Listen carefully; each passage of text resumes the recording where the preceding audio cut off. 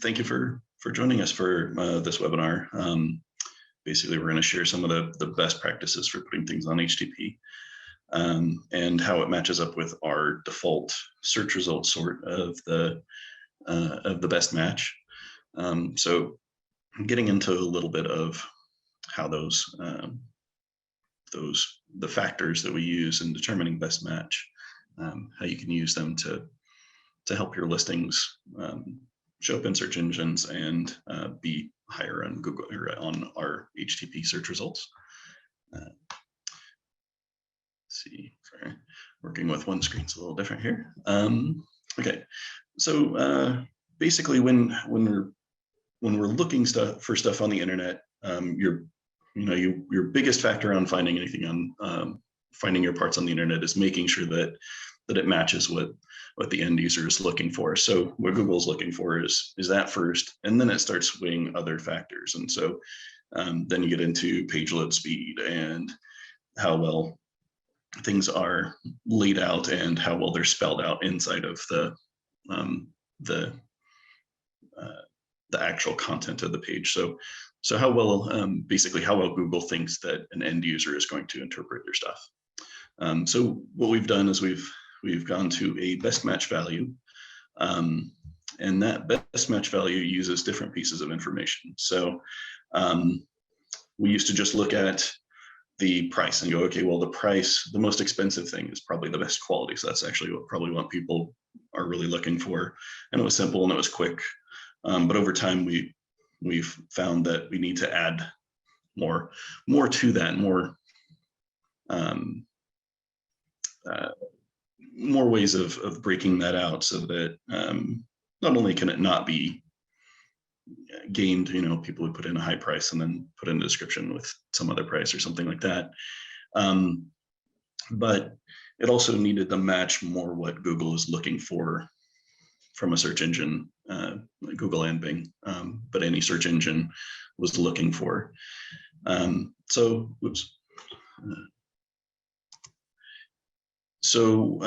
what we've done is we start looking now at price, what information is with the part, then that includes the text pieces. So how your description is laid out, how other information is laid out. So VIN number, serial number, those type of things. Images, videos, and then the locations, reputation, and a distance of the user from those, from that location. So each of those factors get added together, and then we kind of adjust what weight those factors get based on what we see in different SEO audits. So as we continually look at things and Google's continually shuffling things a little bit to tweak and make sure that people are seeing what they want when they're looking for things, we're able to adjust those, and we do that a little bit black box the same way Google does, just based on what we see from them. But we want to give you some good information on what you should be including with your parts to help them be found. So that's what we're here for. First factor that we're really looking at, still price. But what we're doing now is we're actually giving making it a bell curve. So if something is at the average price for that make and model, part type, make and model, then you'll get the maximum points there, basically. Things slightly off will slowly drop off, too low or too high will drop off from that thing. So that's basically how price works. From there, distance from the user. Basically, if someone is, the closer a person is, then, conceivably your freight and shipping costs are going to be cheaper. So we do weight those a little bit. The closer ones get a little bit of a boost. And this is actually broken down by chunks. So we actually go people within the first, don't remember the exact number, but I want to say it's something around the neighborhood of 250 miles, get this, get a certain boost, and actually get this upside down because the boost would be higher the closer you are. So the highest ones get a bigger boost. So within the first 250, every yard gets this extra boost. The next is like a 500, and then the boost goes away. So, and then your next things really are when the part was initially put in and the date modified make a difference on how that goes. So newer items are given a higher weight, and then they slowly go down, and then it will reach a point and then pop back up, and then it will just stay flat. Just gives it a little bit more of a likelihood of being up in those first search results and found in Google searches. Let's see.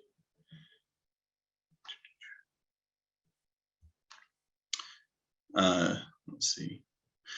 Then you get into the text information that's available on a part, and so there's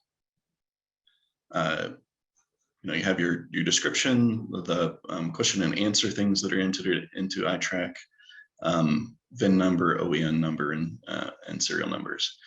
Now, some of these are broken out into each piece, like an OEM number and a serial numbers are actually weighted a little bit higher than other pieces, but cumulatively they're also a factor. And so what happens is we have it go, the more total information that you have up until a point get you that one or that perfect score, and then that goes on for a while, and then if it begins to look like it's being keyword stuff, then it drops down to nothing. So we watch for those type of things as well. So you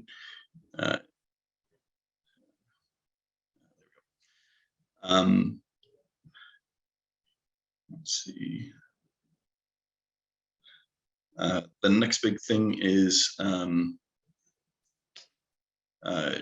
videos. Videos are either just an up or a down thing, so you either get the points or you don't.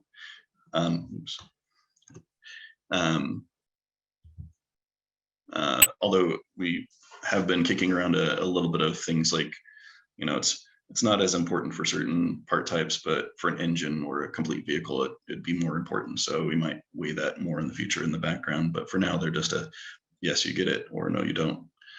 And these are all added together with everything else. So each individual piece doesn't take over everything. Now for images, they're important for when things are listed in the search results. So they'll catch the eye of the user. And that in particular, that's the first image that is on there. So what we do is we weigh that first image quite a bit. And then for each additional image, you get slowly raising amounts until it caps off. So that first image is really important. Not only is it the one that shows up in the search results before you get to a detail view, but it also makes the most impact on the end user. So also to note, HDP basically doesn't show more than 24 images currently. We're probably going to be doing a redesign and taking a look at that. But a lot of that is actually to maintain page load speed, because if that page takes too long to load, then we'll get dinged. And a bit of a note here, Google and Facebook markup only allow you to mark up the first 10 images anyway. So that's actually what they're mostly paying attention to. So again, you get into that diminishing returns after you reach a certain point on those. But for the end users, sometimes, they really need to know some piece of detail on, do they need to repair something, and will want to see as many as they can. So trying to balance between what a search engine wants and what a end user wants in this factor here.